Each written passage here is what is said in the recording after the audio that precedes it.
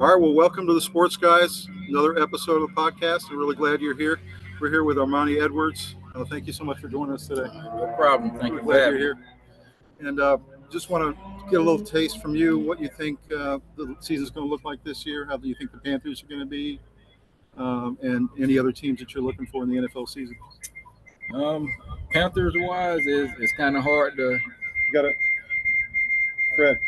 You got to turn that way down. We can hear it. Thank you. Go ahead. For the Panthers, it's kind of hard to go backwards, so they can only go up.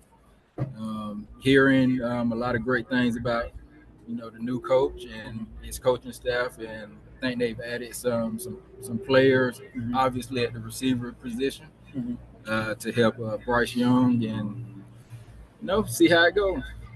So right now on the power rankings, they're number 32. Would you disagree with that? I mean, they finished last year. 2-15. Yeah. I mean, yep. Okay. yeah, understandable. They have Kansas City ranked 1 again. Any thoughts there? You think they can three-peat? It's hard to say they can't. You're not betting against them. Yeah, I'm not. I'm definitely not. Everybody betted against them last year, and look what happened. Somehow they pulled it through. So it's extremely hard to bet against them. It's very true. Very true. And then what about App? How do you think App's going to do this year? I think it can be a remarkable year, especially with the college playoffs expanding to 12 teams. So now, a G5 team has an opportunity to make the playoffs and get there. And App is one of the top ranking G5 teams. So this can definitely be a remarkable, outstanding year for them. And speaking of that, the greatest upset in college football history, back in the day when you guys beat Michigan. Tell us a little bit about that, what your memories are, and what that day was like to pull that upset off. What's funny is I actually just watched that game. Did you really? With my wife and son a couple of days ago. Had your son seen it before? That was his first time. So I walked in on him, and they was already watching it. So That's awesome. I guess, why not sit down and watch it for the first time. Did he say, "Daddy, is that you, really?" He was a little starstruck a little bit, but he knows a lot of the guys, the former players, and just telling them who everybody was with their numbers and helmets on. He understands who he's talking to now. That's great. But yeah, it was obviously a great memory, and just seeing it back, it was even more, I would say, special now, considering that I can actually piece together some moments that I couldn't quite remember back then, but understanding one thing that was remarkable for me is the field goal blocks, and I didn't realize that both happened under 3 minutes to go in the game. I didn't realize that either. Yeah, so if my memory was correct, I thought one of them happened early in the game, but they both happened under 3 minutes in the fourth. So it's hard to block one field goal, and we were able to block 2 in under 3. So that was a crazy moment. That's fantastic. Very cool. So what do you think of the wide receiver position in the NFL today? How's it evolving? What do you think of some of these receivers coming out, 6'6", 6'7" guys?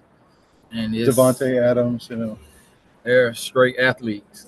Not only are they're tall, but they can move like they're little guys. Then you have little guys like Tyreek Hill, who you can't catch, and quick and explosive. I mean, you're seeing way more one-handed catches, and it's just crazy now. So every year it seems like they're getting better. So it seems like you have to have a Xavier Worthy, and then you got to have the 6'6" guy, right? You got to have kind of the speedster and the possession guy. You think? It depends on. Obviously, we've seen the Chiefs do it Right. time after time. We've seen the Patriots similar. Obviously, they had big tight ends, but as far as receivers, they had little guys, possession guys, and they were able to win. So I think it just depends on your philosophy. That's a good point. So what were your favorite memories from the Panthers years when you spent a couple of years with the Panthers? What are some of your best memories there? Just being able to have the opportunity not to be in the locker room, but I grew up watching Steve Smith and guys like that, and now you're playing beside them. then getting to know him as a person outside of off the field. You know, a lot of the media paint him as one of those bad guys, mean. He's totally opposite. He would give you the shirt off his back. So, you know, that's a great memory for me, and not just him. It's a lot of other guys that I still keep in touch with and work with, like Charles Johnson, Jonathan Stewart. So it's like when we see each other, you know, they embrace me. Like I just finished playing with him yesterday. Did he say ice up son a lot?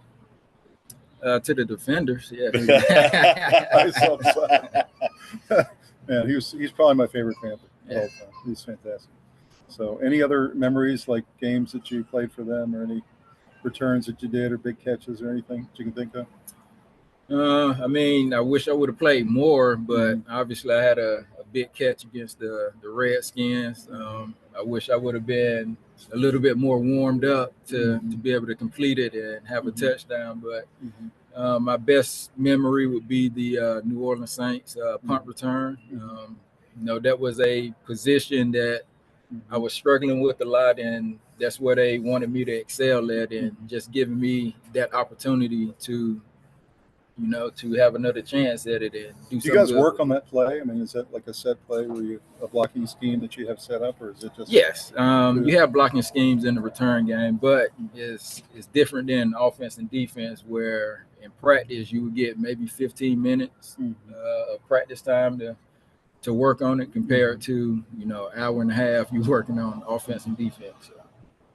Okay, that's good. But since you got back from Canada and came back to Charlotte, what's Armanti Edwards' life look like? You know, we had lunch a couple weeks ago, and I know you're real involved with App State, and so just tell me what's Armanti Edwards? What's a day look like in your life now? I mean, when we first got back, I had to adjust to all this traffic now.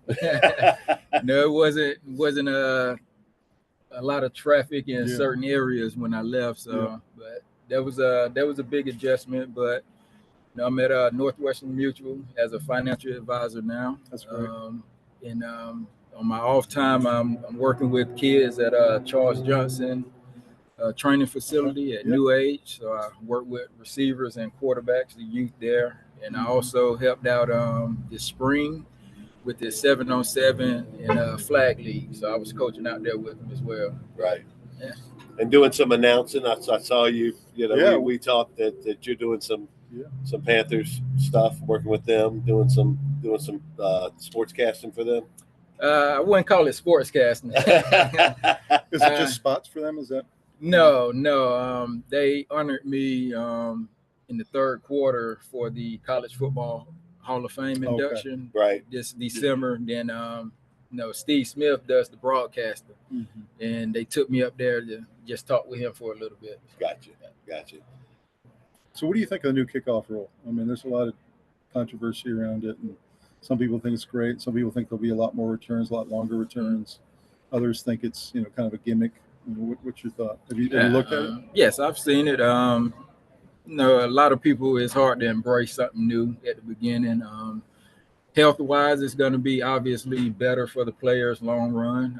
And I do think you're going to be able to see those big returns that we're accustomed to seeing now, because, you know, the guys can get on blocks. They see who they have to block now and don't have their backs turned anymore. And it's pretty much almost set up like offense now.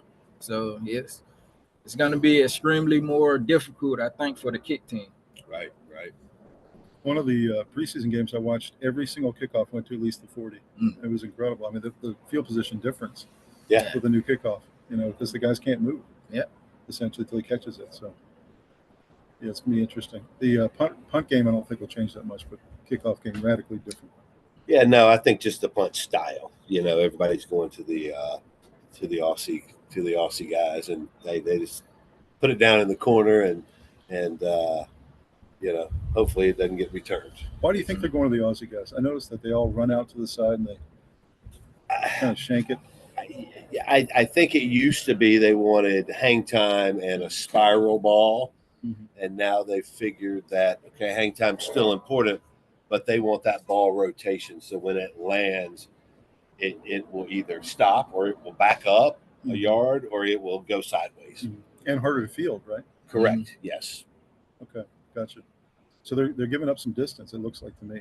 Correct. That's right. For a junk ball, basically. Yeah. So what would you think about that as a returner? Would you want the clean spiral ball, or would you? Definitely. Definitely. It's way easier to judge and catch the clean spiral compared to those knuckleballs that the Aussie kickers can kick to where it's swirling. So, yeah. That's a really good point. I hadn't thought of that. That's good. All right. So, who are kind of your big teams you're looking for this year? Who do you think is going to do well in the NFC and AFC? If you had to put some money down, I know you won't, but.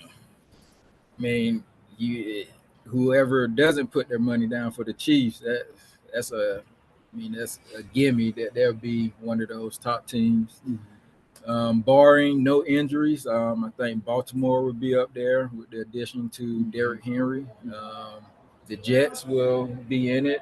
They've stacked up on defense, obviously, and they got one of the best quarterbacks coming back. So.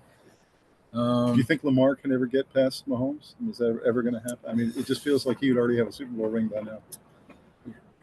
It's hard to say. It can be one of those where it's like Brady versus Mahomes. Mahomes couldn't get past Brady, but if Brady's out the way, it's Mahomes for the taking. True. It could be one of those situations where another team puts Mahomes out and it's Lamar's road on the AFC. But, yeah, I think if they would have stuck to the run game last year, they would have been in the Super Bowl. But, they tried to pass it when they're number one running offense in the league last year. So what do you think about the NFC? What's the teams over there? Yeah. NFC, what is it? East is always flip-flop. So Eagles, Cowboys. Yeah, it's looking like it's going to be Eagles' year over the Cowboys. Yeah. I thought Eagles had a particularly good draft, so and definitely think they got better. And obviously got a great running back, so pick up. Yeah. What's in the NFC? Detroit Lions, Green Bay, and that division is going to be tough. Still can't count the Rams out west, and we'll see how Seattle does. I think Pete Carroll's gone, right? He is gone. Yeah, so different coaches. We'll see how they do. But then you have the 49ers who've been knocking at the door. Someone's got to knock them off because they go almost every year. Yeah, and they've somehow managed to keep all their guys. So it's going to be interesting. Who's your dark horse in both conferences? Ooh.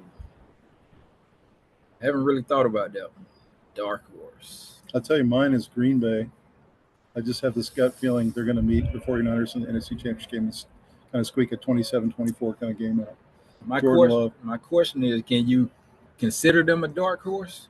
Considering, I know the record doesn't show, but when they got in the playoffs, they're the youngest team in the NFL. Yeah, so they're coming up, and they got Josh Jacobs. So yeah, I don't know. Good point. And on the AFC side, I'd say it's maybe the Colts. Shane Steichen's a really good coach. With Richardson back. Yeah, Richardson healthy. back. Yeah. Got some good receivers. Yeah. Good defense, good lines. Yeah. Okay.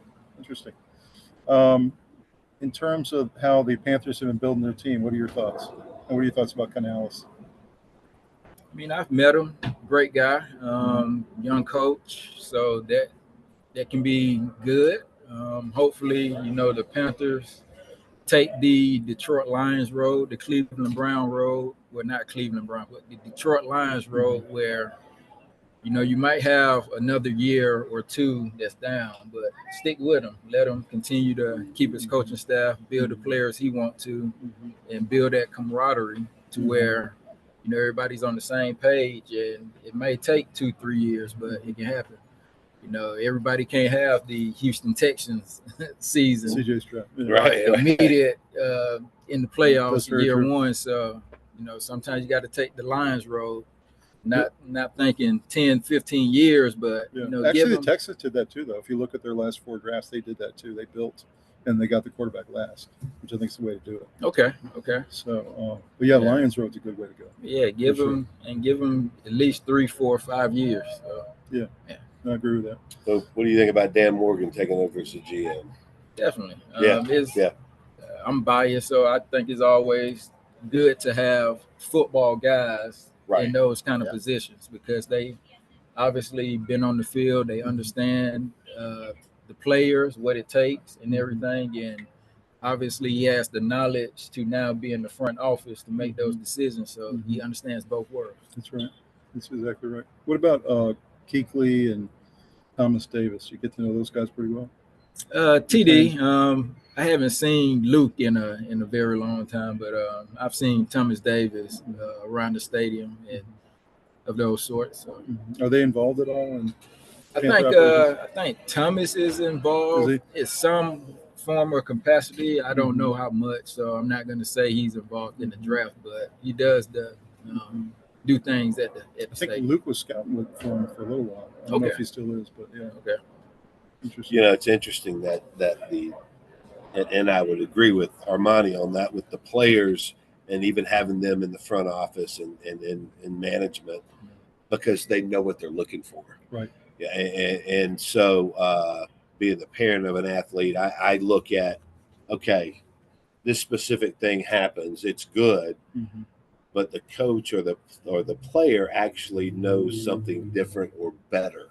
So they're looking for different things than what just a layperson would look for because they've been there. That's true. And they know exactly what makes that tick and what makes that work for that team. So I think Dan Morgan's going to do a great job. And haven't had the opportunity to meet Canales yet, but I'm sure at some point I will. But I think it's going to be a few years. They're in rebuilding right now. Well, he's basically a quarterback whisperer. I mean, he kind of fixed Geno Smith, and then he fixed Baker Mayfield. Both of those guys were on their way out of the league. He fixed them both. So you got to think he can do some awesome things with Bryce, I think. Well, hopefully. I think so. Yeah. I mean, it's interesting when you look back and you look at Kerry Collins and him playing here at the Panthers, and then he went to Tennessee, and he got coached up, and he actually did better. So the coaches do make a difference. Definitely. So, how was your coaching as you came through the ranks of the NFL and then through the CFL, and do you feel like the coaches really helped you develop as an athlete? Definitely. I changed positions, so I obviously needed what was that most coaching. Tough, right? Most difficult thing I've done in my life. So yeah. And I took quarterback, wide receiver. I took 2 Spanish classes in high school. So it's the most difficult thing. But yeah, coaching does make a difference. I didn't really understand the receiver position until Ricky Prohl got there my 3rd year. Ricky Prohl? Yeah. Okay. So that he was a great receiver. Yeah, he helped me a lot, and that's when everything started to click for me. And I had another coach in the CFL that reminded me of Ricky Prohl's coaching style, and that helped as well. So coaching plays a huge part. Who did you play for in the CFL? My first year, I was in Saskatchewan for 1 year, then in Toronto for 3, where I was a part of a Grey Cup team. Oh, That's wow. the Super Bowl up there, so got a Grey Cup ring. And I played 2 more, and my last 2 seasons were in Edmonton. Okay. Did you like Toronto? It's a pretty cool city. We loved it. Yeah, Toronto's a great city. Yeah. I was talking to him about, I'm like, man, South Saskatchewan. And then Toronto. And then, it's kind of out there, but. So when you were a quarterback, though, you knew the route tree, right? Mm-hmm. So did that help a little bit in the transition to wide receiver? Because I would think the routes. Not really. It helped in the film room, but once I'm out there and I got to line up against the best players in the world, the route tree doesn't help you, because now I got to learn how to get off a jam. I have to learn how to catch the ball away from my body. It's a lot of technique and physicality that goes into it. And remember, the play is only 2-3 seconds. So yeah, studying in the film room, yeah, it helps a lot in understanding what the defense is running when I line up. But once the ball was snapped, it's a different game. Is that ball coming most of the time before your head's turned? Yeah, depends on who's throwing it. Yeah. Okay. Wow. So when did they switch you? Was it at the combine? Was it after you got drafted? When did they? Because man, you were the QB guy coming out of App State. Yeah. Next thing you know, you're catching the ball. So where did that transition actually take place? I mean, I pretty much knew from my agent that was going to be the transition. So it was pretty immediate after my college season when I had to start preparing. Did he have to kind of like break it to you, like Armanti, your future in the NFL is at wide receiver? I mean, it wasn't like a come in, let me sit down, I got some bad news. It was just not to me like that. Yeah, it was just a situation where, your athletic, opportunities at wide receiver. Opportunity at wide receiver as an athlete, and you may get some opportunities, what they was calling it then, the wildcat at quarterback. But I mean, I'm not the smartest guy, but I'm not dumb either. So I kind of already knew and understood that I was going to have to change, especially. I mean, we was in the spread offense and ran the ball a lot. So did you run the wildcat for the Panthers? I don't recall. Did you run it for them? Very few plays. Very few times. Yeah. Okay. Because I was thinking when you got added to the roster, I was like, what an awesome opportunity for you to run the wildcat or go into some kind of trick plays. Maybe coming across the line and go up under center or something like that. So yeah, but you just didn't very do that. few. Yeah, okay. Yeah. Interesting. And how about Canadian Football League versus NFL? Is it side by side just in Canada versus the U.S. or are there some extreme differences? They are extreme differences. Okay. Extreme. The size of the field. Yeah. The field is wider, it's longer. End zone's 20 yards instead of 10. The field goal post is on the goal line. Anybody that is off the ball on offense is called a waggle, so you get a head start running downhill. So if you're a wide receiver, you run out and then you start running towards the line. That kind of thing? Running down the line. Even the receivers that are on the ball, you don't have to be set. You can move side to side. There are some crazy rules. If there's a fumble or loose ball, all you have to do is slap the ball out of bounds. And it's yours. Yes, last touch. Wow. You don't have to possess it. That's crazy. Does most people go on third down because you only have 3 downs? If it's 3rd and 1, 3rd and 2. Yep. Another big difference for the defense is an adjustment. They have to line up 1 yard off the ball. So, compared to American football, you can be nose to nose. If you're 0.8 yards with a hand across, but you're still onside, it's offside. So 3rd and 1, it's almost impossible to stop if you're defense. Pretty much. Okay. Pretty much. What else? Anybody that has the ball, you can literally punt it a yard in front of you and recover it. You got new downs. Like rugby. Yeah, new set of rugby. downs. So, wow. Yeah, it's some crazy. That's crazy. Some crazy rules too. It's a lot more like rugby, it sounds like, than American football. Probably a good mix. Yeah, good mix. So who's your sleeper team, the NFL this year? Mine? Who's your sleeper? Who's going to surprise us this year? Who's going to surprise us? The only one that keep coming to mind, since they had a pretty good offseason and a good draft, I'm going to go with the Bears. The Bears. I was just thinking the Chicago Bears. They had a great preseason. I guess they got a lot of weapons, too. Yeah. I really like Odunze. I think he's going to be one of the best picks. Yeah. Rome Odunze. Yeah. So you mentioned Kroll taught you a lot. What specifically did he teach you? Did he teach you, like, how to get off the ball, like how to use your arms to get the guy off of you, to not have him jam you? What were the things that he was – obviously running routes, but also just getting off the ball. How do you – Yes. Pretty much all of it. How to get off the ball, when to use certain releases, depending on the defender's leverage. He taught me all the techniques, the ins and outs of it. So you're able to use your arms, right, to slap and to push off. That's how you're going to be able to get on off. the way you're going to get off. Yeah. If you don't, you're not going anywhere. Right. So. That makes sense.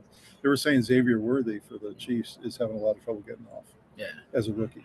So, I mean, he's got blazing speed, but he's getting jammed every time. And he's a little guy. So, Right. So, what would be your advice to him? How does he? He has to learn how to use his hands. Otherwise, they're going to keep doing it until he proves that he can get off the jam. So I'm pretty sure it won't take too many games because of his speed. But definitely in practice, they're going to keep jamming him, which is going to benefit him in the long run until he learn how to use his hands. So a guy like Jamar Chase, they don't jam him anymore. They stay back. Yeah. Like they don't because they're worried about him. Has he gained that respect? Is that what it is? Definitely. You know how to use his hands. So you miss that one jam, that's a 50-yarder, 60-yarder touchdown. So guys like that, Justin Jefferson, Wilson, Adams, all those top receivers, they know how to use their hands to get off jams. So it's very hard and it's pretty much more like you're gambling now if you want to try to jam one of those guys. That makes sense. That's cool.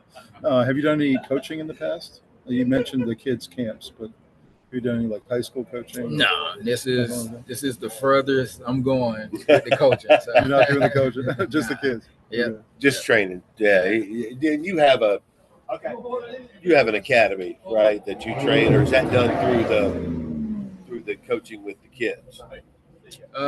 You do private stuff for kids, I do. I haven't done many one-on-ones, but I do private. But it's all at New Age, so it goes through that. Yeah, gotcha. Through that agency. Okay, gotcha. That's very cool. So, any aspirations to coach, or just no? Okay, no. Gotcha. My son went to the Steve Smith football camp when he was 8 years old, trying to become a wide receiver. That was a lot of fun. It was at Ardrey Kell. Oh yeah. Yeah. So, did you ever participate in that or? No. Okay. My first time outside of Carowinds in North Carolina is when I went to school. So I didn't come to any camps up here. So. Right. Mm-hmm. Did they ever try to convert you to DB? Yeah, coming out of high Did school. They really? Yeah. Wow. That's where pretty much my D1 offers were from. DB or receiver. Mm-hmm. So. And then what was your path to quarterback? How did that work? Small schools. Small schools gave me the opportunity, offered me as a quarterback and not a DB or receiver. So that's the path I went. Gotcha. How long did you have to sit before you got to start at that? I started the third game. So it was between me and Coco Hillary. We both came in as quarterbacks, and App told us when we got to camp, whoever wins the spot is going to back up Trey Elder, who was supposed to be the starter at the time, and the other guys got to go to receiver. So, yeah. And then Elder got hurt. He got hurt. The second game had a concussion, and I came in the filled in for him, and I guess I did pretty good. And it was over. Yeah, I got to start the next game. We was playing a smaller school. So they gave me the start just to see how, to see how I would handle it. And, I never looked back from there. Did they ever put you in the quarterback room with the Panthers just to let you listen in, or did you ever get a chance to? No. Always wide receiver. Yeah. Right now, who's the best quarterback in the league? Now Tom Brady is retired and he is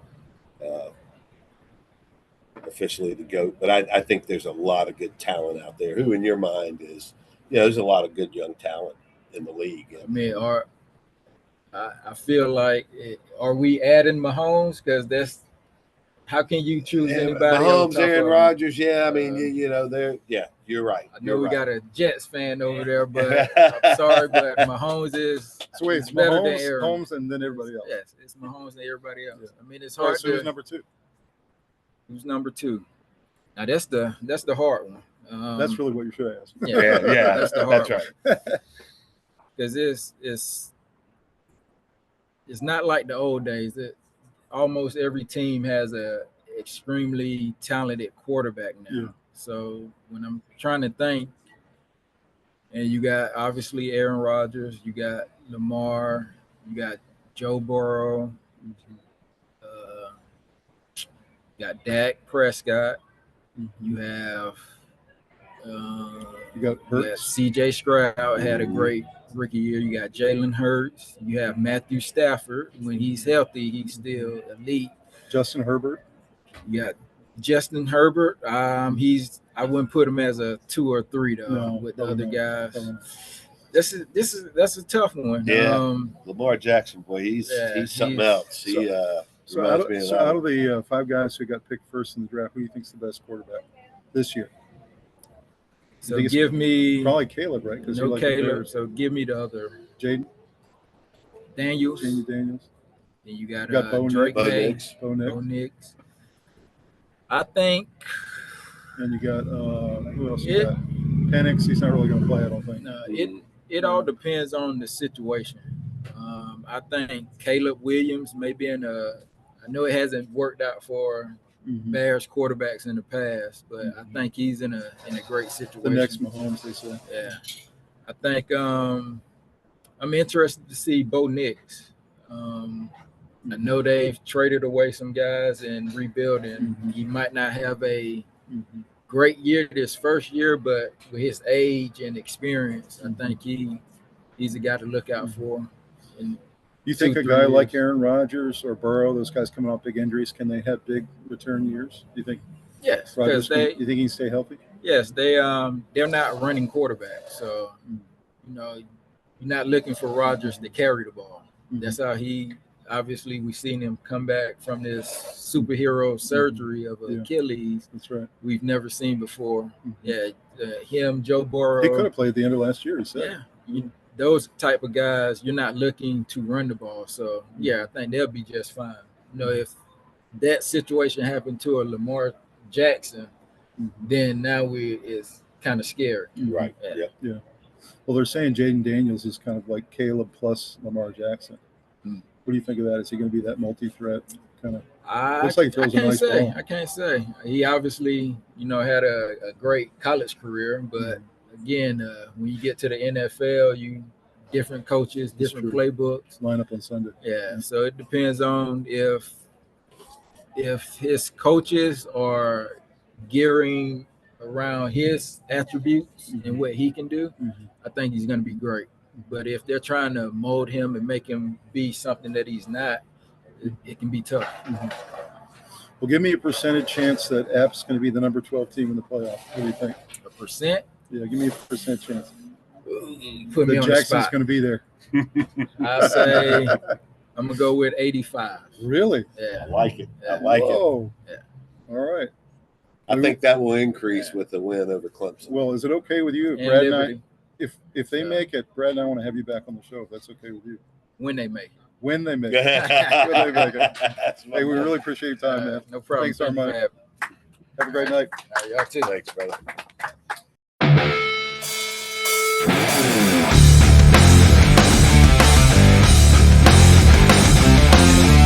All right, well, welcome back to the Sports Guyz. Really glad to have Jeff Reed here. How you doing, Jeff? Doing great, man. How you doing? Great. Hey, thanks for hosting us here at your place. Yeah, absolutely. Carolina Thanks Steel. for coming through. What a great place. It is, man. It's picking up. It's football season. It's picked up anyway. I mean, I think we're up for the year 25%, which is crazy.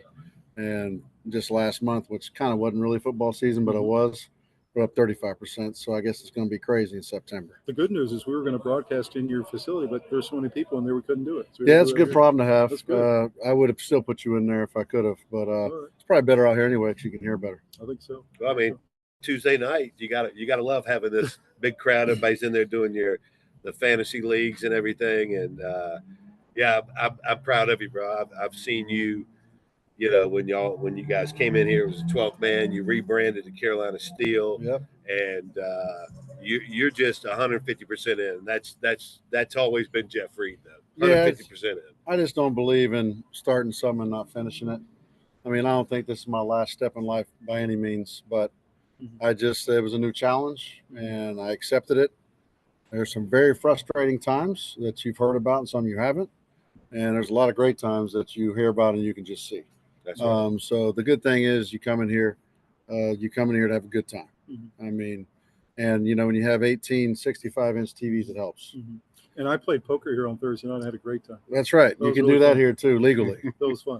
It was a lot of fun. So I see your jersey up on the wall up there, the Carolina one and the Pittsburgh Steelers one. Yeah. So tell us a little bit about your Carolina days and what you miss about college. I know you didn't really start to your senior year, right? Yeah. So I went to Chapel Hill in '97, straight from East Mac High School, and walked on. Mac Brown was a coach. Mm-hmm. He personally gave my parents and I a tour of the campus. Mm-hmm. At that time, we thought it was cool. We didn't know really who Mac Brown was. Were you already a Carolina fan? Well, when you move from Oklahoma, I was born in Missouri, Kansas City. Then we moved to Olathe, Kansas, and Moore, Oklahoma. Okay. When you come to North Carolina, you got to pick one of the 4 teams. No offense to the smaller schools, because the App States and everything, I'd cheer for too. Yeah. But it's Duke, NC State, Carolina, or Wake. I can't even hardly say Duke or NC State right.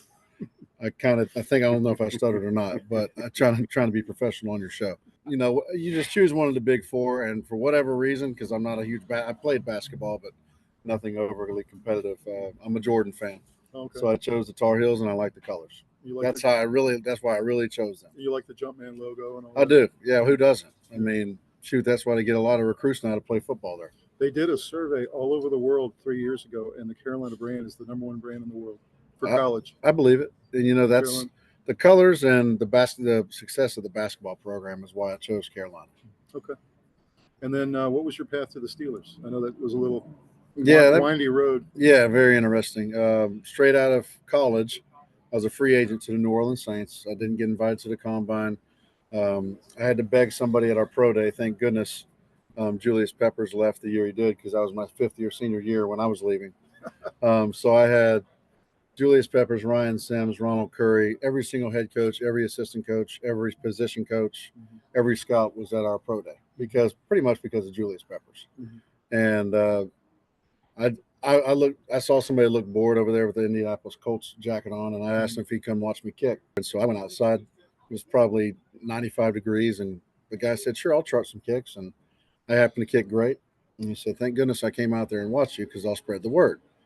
Initially thought I was going to get drafted to be a kickoff guy to the Colts, but he spread the word enough to where I ended up with the New Orleans Saints for the 2002 preseason, and then got released. Those were all Pittsburgh guys. Not that mattered at the time, but what's his name? Jim Haslett was the head coach. Mike McCarthy, who's coaching the Cowboys, was our offensive coordinator, and the list goes on of all big names that were assistants at the time. And I got released after 3 preseason games. I did great. I knew my role. There was a veteran there, a 35-year-old John Carney, and they said, "We just want you to learn from him, and we're going to give you opportunities because he's older, but he's our guy." And personally, I outkicked him, not because of my ego saying that. I did. And I thought maybe that would matter, and it did matter in the end for word of mouth, but it didn't matter for what they told me. And so they sent me on my way, and then obviously, but that was still a good stop for you. It was. That's where it started, and it was through a connection and word of mouth. Our John Bunning was our last head coach at Chapel Hill when I was there in my 5th year, and he and the special teams coach were best friends. Okay. So that's how that worked out. Yep. Got released. In the next 10 weeks, I was in 7 different cities kicking field goals and trying to make a team. And finally, the Steelers signed. I went there. Of course, it was probably about 18 degrees, sleeting. The field was all mud. I was so confused on that's where they played football. Yeah. I was spoiled here in Charlotte, and the other teams I went to and tried out were Jacksonville, Tampa, teams like that, and then domes. Yeah. So I was even in Seattle. They had turf, so it was a little chilly, but it was fine. I go to Pittsburgh, and it was Pittsburgh, and so I went there, and all of us kicked pretty average, no one great, and they ended up choosing me because I didn't complain about the field conditions, and I was in shock that an NFL team played on that. And obviously it's a lot better now, but that was year 2 of Heinz Field. So they didn't quite know how to take care of the grass yet. They didn't know if they wanted to do turf because they wanted to play Steelers football, which is mud and ugly and this and that, ugly weather. And so they ended up signing me pretty much because I think of my character, not because of I outkicked all the other guys. And shoot, the rest was history, man. 9 years there. Currently still the second leading scorer in Steelers history. Boswell's on my heels. If he stays healthy and kicks well, he'll pass me, which is fitting for me to be number 3 because I am number 3. Have you talked to him yet? I'm not going to say anything bad because there's a lot of people that may watch this, but he's not the friendliest guy you ever meet. Okay. And I know if Gary Anderson, who's number 1 on that points list, talked to me, I'd have the chills and be in awe and listen to everything he said. And Boswell's just the opposite. Okay. But that's okay. I mean, everyone's different. It's a different era we grew up in. I'm 45. He's 30. There's a lot of differences there. But the one thing I do have on him is 2 Super Bowls because he hasn't even been to 1. So. That's great. That's enough. Congratulations. That's good stuff. So, wanted to get your take. We asked Armanti about the kickoff role. What do you think of the new kickoff role? You think it's going to create more returns, longer returns? I don't know what to fewer think. Injuries. I don't know what to think anymore. I think as far as a kicker, it saves your body because kickoffs, even though you're kicking a ball and that's all people think, they are very tough on your body. It's an explosive movement. It's an explosive motion. For kickers, they take their field goal steps and place the ball. They, like the Chiefs, are having one of their safeties kick off and his last name happens to be Reed, just spelled wrong.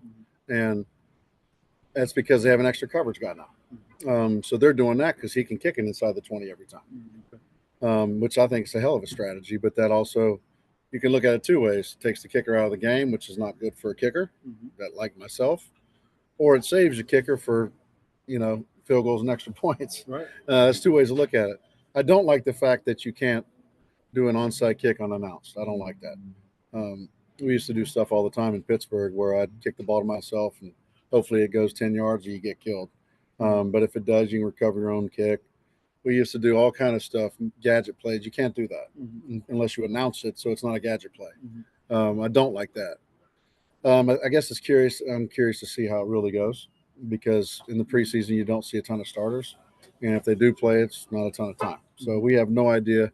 As I tell everybody, because they always say how the Steelers are going to be, how they're going to be, blah, blah, blah. Well, you don't know anything until 4 weeks in. You really don't. Unless your team's 0-4, you got a chance. And even 0-4 you do, but it's obviously going down the wrong path. That's right. Well, speaking of the Steelers, how do you think they're going to be this year? And what do you think of their quarterback kind of mess that they've had the last couple of years? I don't know. You have to give me 4 weeks. But I will say that I thought Justin Fields was the guy. However, he is going to play every game no matter what. So they're going to have plays for him, which I think is great because that's like college. The only bad thing about the pros in college versus college is they get used to a system. Basically, you don't have time in the preseason to work on timing. It's all practice. And that's why teams get in there, all this started like Aaron Rodgers and those guys, even though he's a veteran, you can't simulate timing until you get into a true game. And that's where those great quarterbacks that didn't play a snap are going to fail because they're going to be mad at they're anticipating a certain throw.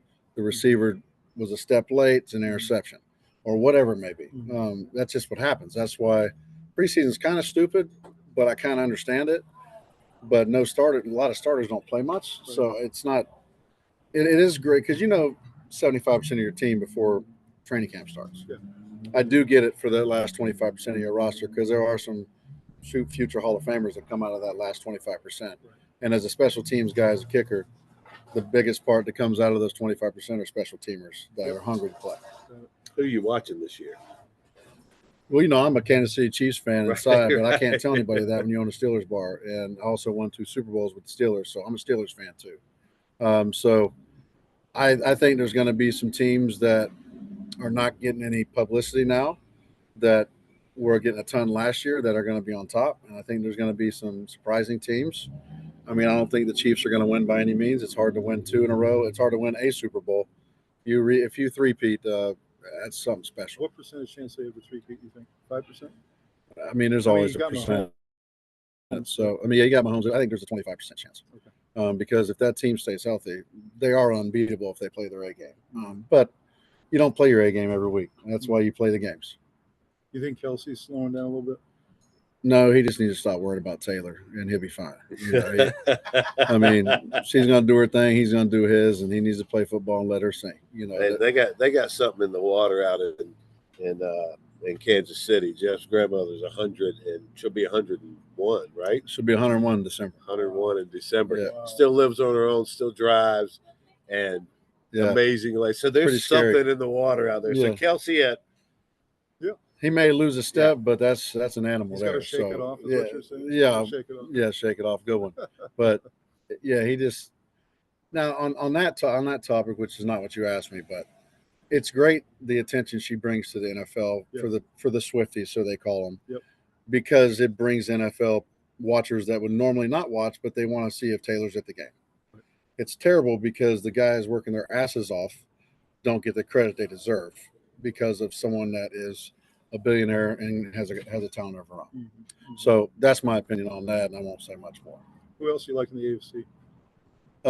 Well, the home opener, the opening game, which is Ravens and Chiefs, will be obviously that's game one. So there's going to be some drop snaps. There's going to be some fumbles. There's going to be some turnovers. It may be ugly, but I think that could be your AFC Championship game. But the team I've told my boys about, which I'm not a fan of, but I like them because of my friends.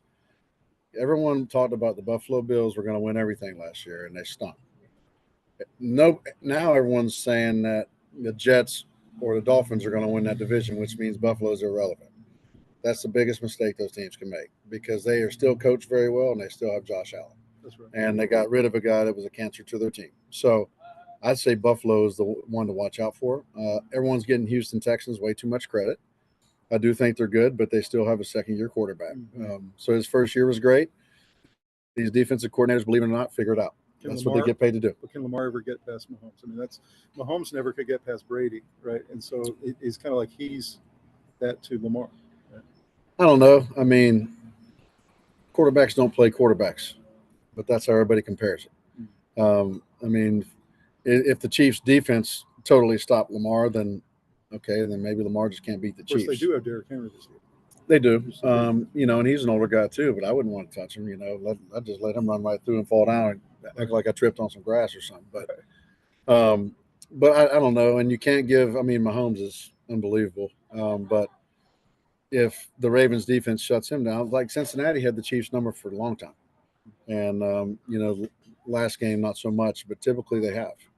And then the Chiefs are going to lose to somebody that is 1-15. Mm-hmm. So you have to play the games to figure it all out. But I say give it at least 4 weeks, and you'll realize who the front runners are. What about NFC South? Who do you like?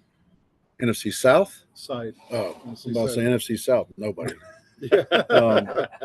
I do Come think, on, yeah. Go Panthers. I'm a Charlotte guy. I do cheer for all the Charlotte teams in case anyone's wondering, but the Falcons will win that division.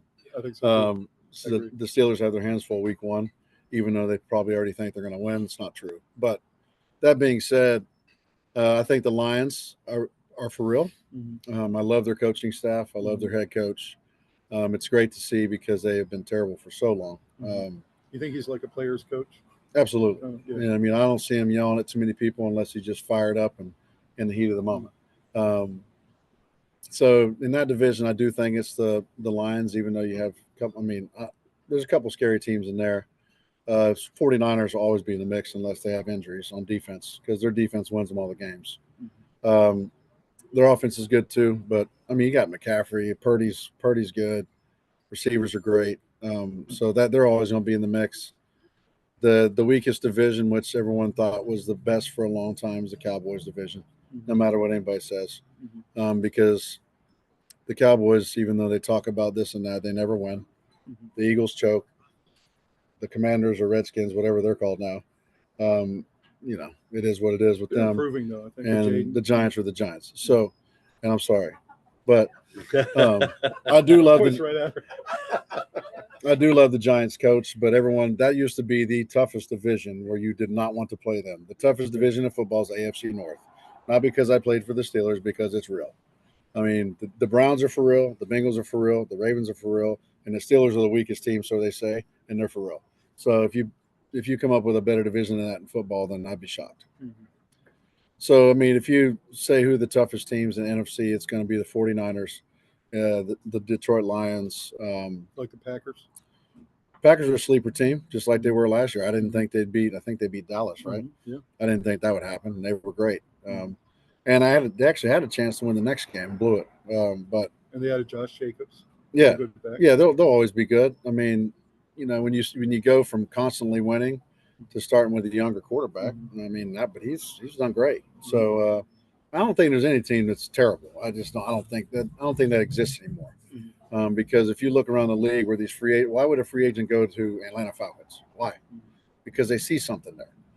I mean, yes, Atlanta's a fun party town. It's the weather's nice, plus you play inside. Those are great things, but why would you get a bunch of free agents going to Atlanta? It's not because you think you're going to go there and lose and just steal money. I mean, you could think that, but I think they have a chance. I think they have a chance to win. I mean, you have Kirk Cousins, who I think has always been fine. He got a raw end of the deal, and then he got a ton of money, so good for him. And then the backup is who's the backup? The guy from Cincinnati still? I'm not sure. Yeah, I forgot who the backup is, but he was fine last year. Now he's the backup. Yeah, that's good. How many games do you think the Panthers can win this year? Well, Bryce, the over/under is 5.5, so I definitely think over. Okay. Yeah, I mean, the Panthers did one great thing this offseason outside of it. Seems like a pretty cool coach. Yeah. I know Shaq Thompson very well, Yeah. and we don't talk all the time, but we do talk, every once in a while. Yeah. And he's the captain there. He's the face. I know he's hurt a lot, but he's the man. And he said that coach is awesome and brings a whole new energy. I see that. So that being said, if your captain's saying that, he wouldn't lie to me, and I certainly, if it was something negative, I wouldn't say it in public. But he said he's great. He brings a ton of energy, and they worked on their offensive line. I mean, if you look at all the teams that win, outside of the people that have Superman at quarterback, the offensive lines win. The people in the trenches, the defensive line, offensive line still win. It's a different game because you have to score 40 points to win. But when I played, if it was 7-6, we knew we were going to win, just because of the guys on both sides of the ball. So I think that to set a number on it would be tough. A crazy number would be 8, which would make them almost 500. But to be realistic, I'd say 7. So why do you like the Falcons in that division? I don't know, man. I don't necessarily know if they picked the right coach. But if you look at on paper, they're great. I mean, and you've never said that about the Falcons since, whatever year that was. So I just there's something that's and especially in that division. So you have to understand, if you make it to the playoffs, anyone can win. And the Panthers are not a playoff team. The Saints are not a playoff team, and the Bucs got pretty lucky last year and made the playoffs. So the Falcons pretty much, unless they get hurt or totally shock the world and disappoint the world, I guess, the Falcons are in. I mean, in my opinion, regardless of who their coach is. So I don't know. I mean, you got Judon and you got these free agents going there that have balled out in like super cold places And for they have years. a real quarterback now. Yeah, they haven't had a have real 2 great quarterback. quarterbacks. Like I said, I mean, if you're a free agent, go to Atlanta, you must see something that the public doesn't see.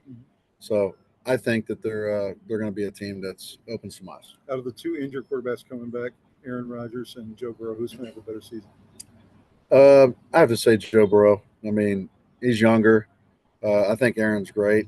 I mean, obviously he's a very different kind of person because we've seen his interviews. I don't know him. I've shaken his hand. I mean, he's a Hall of Famer for sure. He's a badass in my eyes. But Joe Burrow is Joe Burrow. I mean, when he's healthy, he is the best. He's right up there with the top. He's top 5 easy. And there's hands down.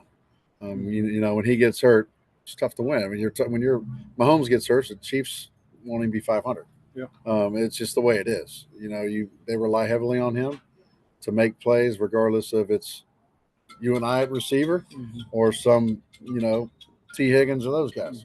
Whoever's still there, I don't even know. I think Chase is still there, but he's been holding out. So I have no idea what's going on anymore. I feel like this is a totally different league than when I played. Do you play fantasy football? I don't, No? because I played for real. Okay, gotcha. Where are the Steelers going to end up this year? Fantasy football is, to me, That was a Let me- great hold line, on. by the way, because I played for real. yeah, He's not going to Yeah, answer because- that question about the Steelers either. I will. Fantasy football to me is pretty cool, but you have to pay attention to win. I don't like losing.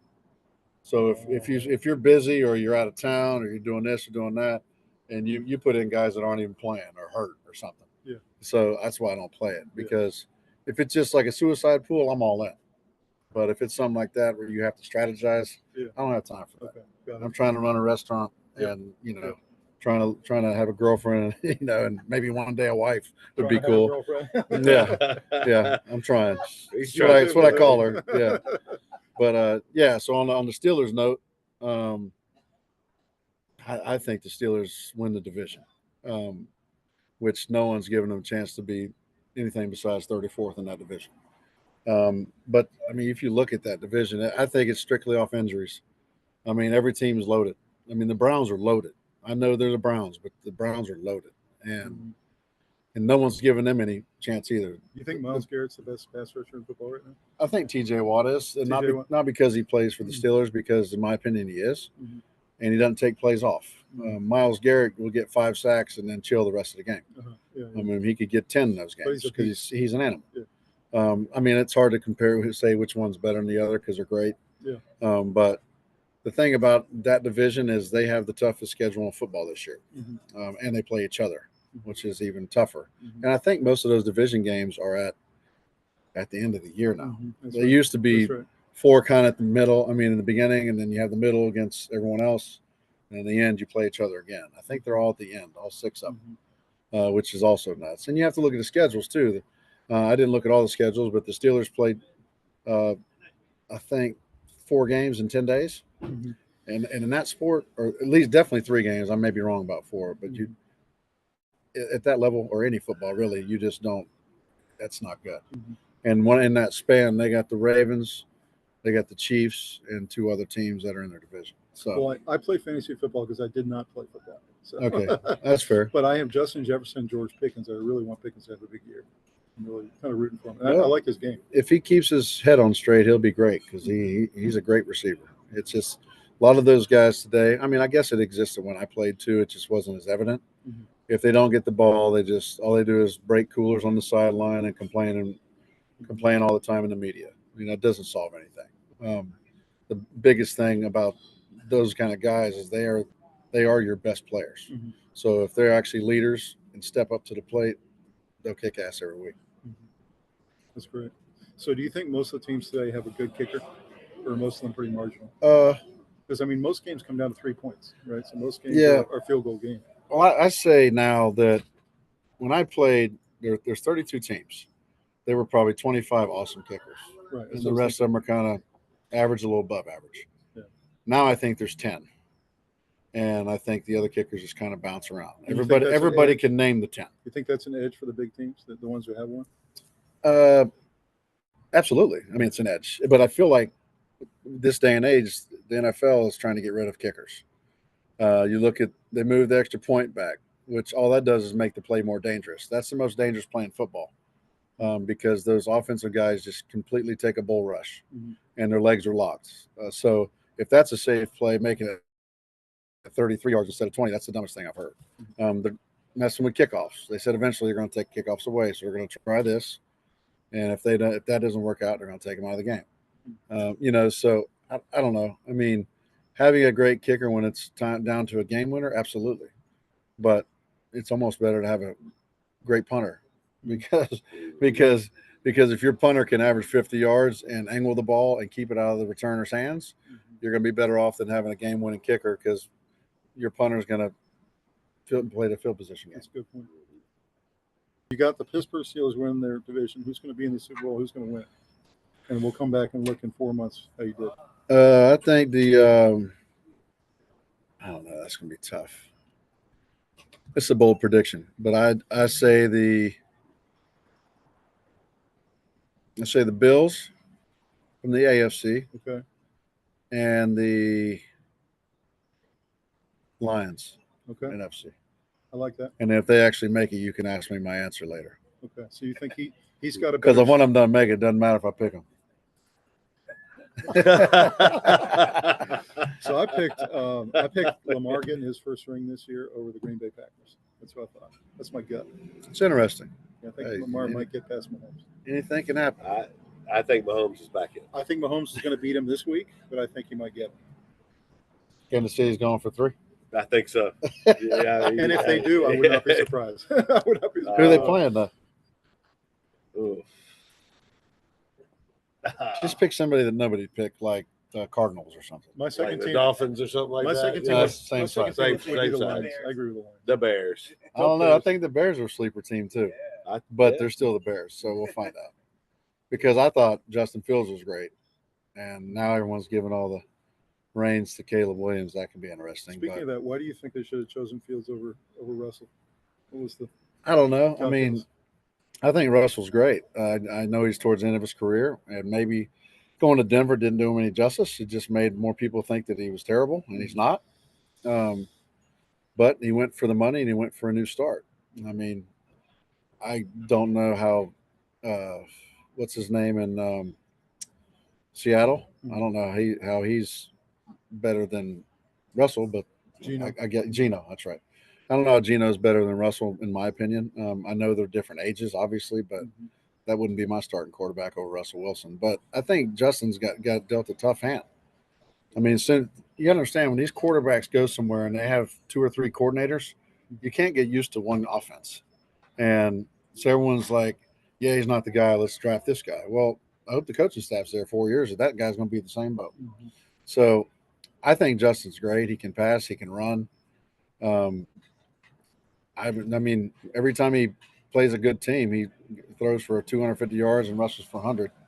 And I know a lot of times that may be like, you know, the ugly time of the game when it's already kind of over. But I don't know. You go to a place like Pittsburgh, you have different expectations than going to the Bears or the Broncos. And trust me, those fans will let them know real quick who's going to be the starter after 4 Any weeks. idea why they give up on Pickett so fast? What was the rub there? Well, I don't know that. I don't know that answer. I don't think he was a starting quarterback anyway, personally. I mean, he has a great family. And he's a nice guy. So I don't want to take that away from him. I think it was more of after Roethlisberger, they didn't know where to go. And he was a Pitt guy. And, you know, when he got on the field, it was like Michael Jackson arrived, you know. And that was a cool to see, and it was cool to be in that stadium. But ultimately, when he chose not to dress at the end of the year because he wasn't starting over Mason, that to me is not a team player, and you don't need him. And there were some things he said in the media that some people overlooked. And I understand the frustration, but you have a role. If you get hurt, you can lose that role. That's why, not to say a quarterback and kicker's the same, but I didn't miss one game in 9 years. And I played hurt numerous times. I played in the Super Bowl with a partially torn hamstring. You think that felt good? Hell no. But I said my leg's either going to fall off on national TV or I'm playing in the Super Bowl. That's how it goes. And it didn't fall off. Still attached, still hurts, but we won the Super Bowl. You made some big tackles too, didn't you? I tried. Some kickoff? Yeah, I tried. You tried? I got in the way, got run over a few times, and on the score sheet it said tackle by Jeff Reed. Tackle by Jeff Reed. Yeah. So I made some great tackles. It's probably not the right way to word it, but I thank you for that. But I did knock one guy out from the Ravens, and that was kind of cool. I didn't even expect to. I thought he was going to come cut back in because our job as a kicker is to make him go to the sideline. And so I just went full speed, and I was like, if I miss him, I miss him. And he must have thought I was just going to tap him out of bounds, and I crushed him, and he hit his head on the bench. And that didn't go so well because I was on the Ravens bench. So that's a great story. Yeah, but that was the one I would say that I made a great tackle. But the other ones I kind of got run over and got credit for. So best kicker today in football, is it Butker? I think it's Tucker. Tucker. I don't like the Ravens. He's not a fan of mine. I'm not a fan of his either because he's very arrogant. But as far as kicking talent, he's the man. What makes him the best? I don't know because his form's not good. He wasn't. He makes them, I guess. I tell you right, if I had $1 million and I had one bet, I would bet on Justin Tucker to make his next field goal. Really? No matter where it's from. What do you think of this kid Aubrey for Dallas? He's pretty good. He was good for 1 year. We'll see what happens in year 2. Yeah. I mean, this is what happens. Somebody does great, and then I hope he does great because, I mean, he was very fun to watch. But Coach Cowher told me when I hit a game winner, you're only as good as your last kick. So which means the next one, if you miss, you suck. That's what he's basically telling me because that's Coach Cowher. So what I would tell to everybody, and it's in life too, it's not just kicking a field goal. If you just got a bonus, if you just did something great at work, if we just had a sales day of $80,000 and broke a record here at Carolina Steel, and we get $50,000, next month, then it's like, what the hell happened? Instead of all those great times when people are patting you on the back. So you're only as good as your next kick or last kick, however you want to look at it. Mm-hmm. So I hope he's great. I can promise you, unless Tucker gets hurt, he'll be 90% this year, and that's hard to say. No matter what conditions he plays in, that guy finds a way to make field goals. So you were basically perfect in the playoffs. What was it about your? Yeah, so I missed style? my first 2 and made my last 17. Yeah. So I'm glad it worked out that way instead of the other way. What was it about your style that was so accurate, especially in the playoffs? I didn't feel a whole lot of pressure. I mean, if I didn't feel nervous going to a kick, then I'd be lying to you. That's a lie. Everybody's nervous. Everybody has butterflies. If they say they don't, they're lying. Because unless you don't have a heart, and I guess that'd be hard to be live. But everybody's nervous. I would, you're supposed to make them all, but I would thrive on the game depending on me. Doesn't mean I made them all because I didn't, but I made about 18 game winners and probably missed 2 total in my entire career that cost our team the game. And I missed both of those in one game. So at least that game's, I'll never remember that one. Just kidding. Did you get drunk after? What do you think about No, I told Coach Tom when I wasn't riding home with the team because I didn't want a paycheck. You're embarrassed. And he said, "Get your ass in the shower. You're our captain." That's how that went. That's great. So what do you think about McPherson as a young kicker who just signed a big contract? I mean, obviously the guy can kick the ball 75 yards, so that's great. But the problem with those guys is he earned his money. There's no doubt about it. Not him. I'm just talking about in general. The problem with those guys that can kick the ball 80 yards is everyone's enamored when he makes that 65 right before the half. And they're like, holy crap. And then they miss a 33-yard game winner. So that's the problem. See, I was a guy that could kick it far, but when you got to a 45-yarder or inside that, you can just go ahead and start running off because I'm going to make it. You made those in your sleep. Yeah, it's just, and when I coach your son, Appalachian State now, Jackson Moore, I tell him, I said, because he wants to go back to 6. He's a kid. Why wouldn't he? And I said, all you're going to do is tear a hamstring back there. You're going to be really, really disappointed that you worked your ass off for all this for no reason. And I told him, I said, if your team gets to the 25, which is a 42, 43-yard field goal, you can't miss. Even if it's a terrible snap, unless they block it and nobody helps you protect. If it's a terrible snap, terrible hold, you got to find a way. And that's what when I coach kids, that's what I tell them. And it doesn't seem far, like 42. Yeah, it's not a chip shot, but you should make that. Yeah, you should make it. There's a lot of factors into kicking. I mean, we're the last person to actually have an impact on that play. I mean, because it touches 2 guys' hands before it touches our foot, and the other ones have to do their job, or you don't even have a chance to kick the ball because it's a 1.3 second play. Would any of the guys come talk to you, or like Ben, like, hey, go get him, man, or would they just leave you alone and let you concentrate? Yeah, I mean, of course, I hear stuff when I'm running on the field, but I'm in the zone. Like if there was a timeout or something, I walk to the other side of the field, swing my leg a little bit, make sure I'm loose. Cheat if I can, find a spot, tee it up a little bit, make sure the ref isn't looking. I did all that stuff like every kicker does. But tee it up a little bit. Yeah, especially on our field, it's kind of muddy, so I'm looking for a tee. But yeah, I mean, that's after it's over and after we win, we can go party. But when I was kicking, I was in the zone. So the team you hated the most back then and that you hate today is still the Ravens? Yeah, I have a very, very strong respect for them. Ed Reed was very tight with me. Ray Lewis, I wouldn't say he was tight with me at all. Suggs hated everyone on our team. He was. I won't say it, but you know what he was. And you guys are rivals, essentially. We are, but I mean, when you're at the coin toss, because I was a captain for 2 years, you shake hands with the other team. You just do, and he didn't. Everybody else was fine, but a lot of times out there, it's except for with the referee with his mic on, people are joking around. They always said something about my hair, of course, but I was too worried about a football game. I wasn't worried about their comments. But they were a very respectful team. When we played each other, it was bad. There was some bad language on that field, but ultimately the mutual respect between the two franchises, not programs, was unbelievable and still is. If they lose every game, that's fine with me. To piggyback off that, I don't see how there'd be any reason unless I bet on them to cheer for them. That'd be the only reason in today's world. But the Browns were the Browns. They were so bad back then. I actually cheered for them to win, not against us, but everybody else. Just like the Lions, I was a huge fan because they were terrible. I mean, their fans had sacks on their heads. Now look at them. I mean, they're good. It's a different era.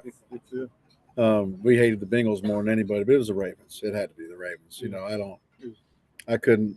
I don't think. Well, I don't know. Let me go to the Philadelphia Eagles because we had to wear helmets that whole game because they threw batteries at us. So if the battery hits you from in the stands, you're going to die. It's not going to be a bruise. So I will say the worst fans I've ever been in a stadium with is Philadelphia, by far. Yeah. You're talking about the city of brotherly love, is it?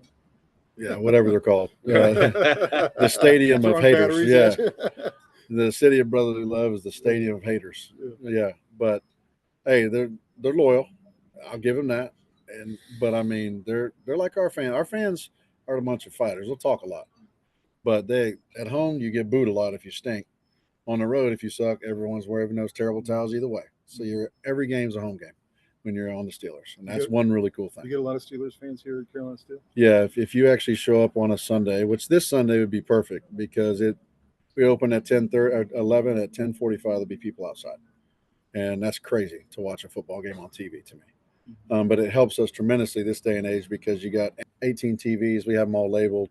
Of course, the Steelers sounds on, the Panthers sounds on when the Steelers aren't playing, and then we have every TV labeled, every game's on.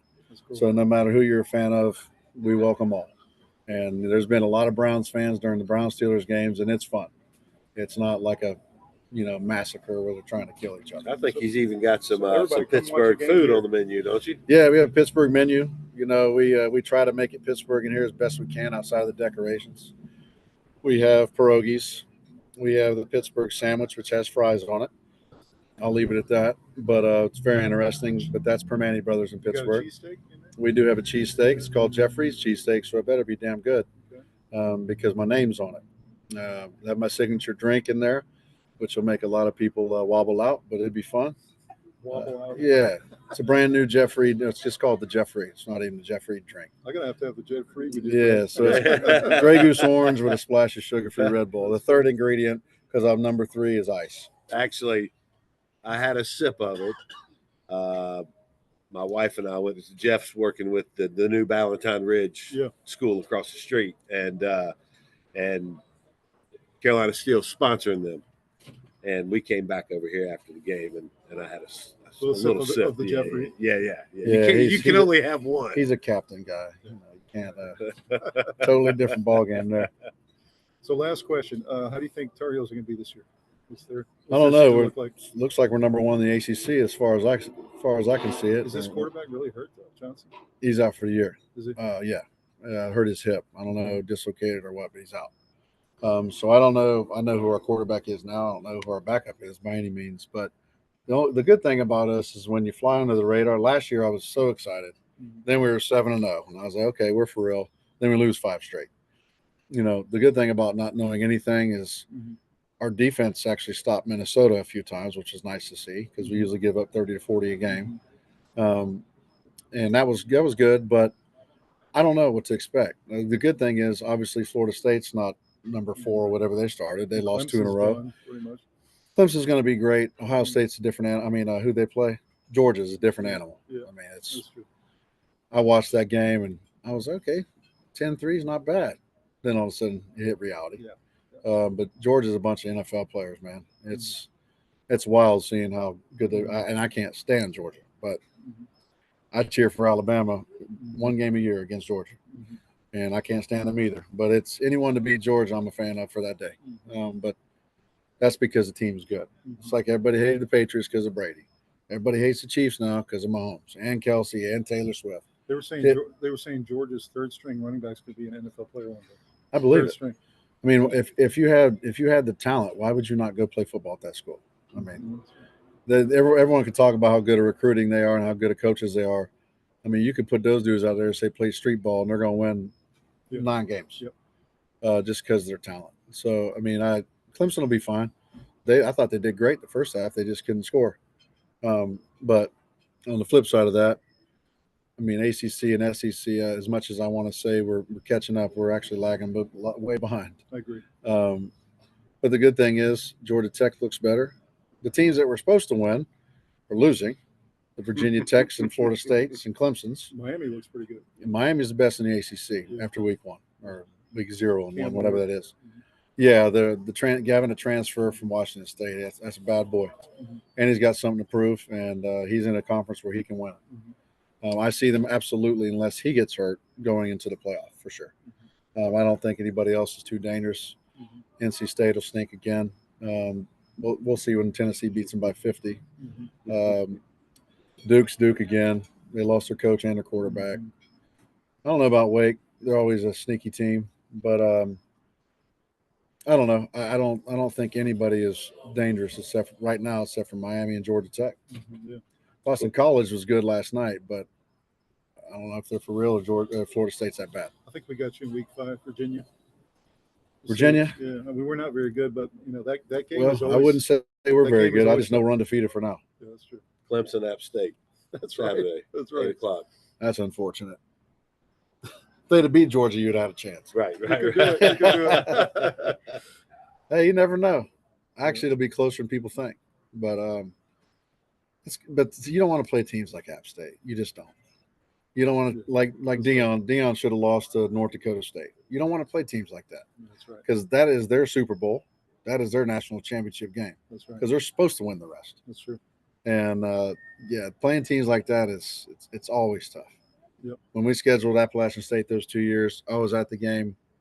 I think we might have even lost in Chapel Hill one of those years. Then we went to App State and won like 63-61 or something crazy. Yeah. I was at that game, and Drake May days. I'm thinking, oh, we got them, no problem. Yep. Shoot, we were way ahead, and they had us on the ropes, and we won the last drive. But you just don't want to play teams like that, regardless of who they lost to the NFL and seniors are gone. Whatever, you can say whatever you want. They have some talent, Yep, no doubt and about you it. don't want to play teams like that.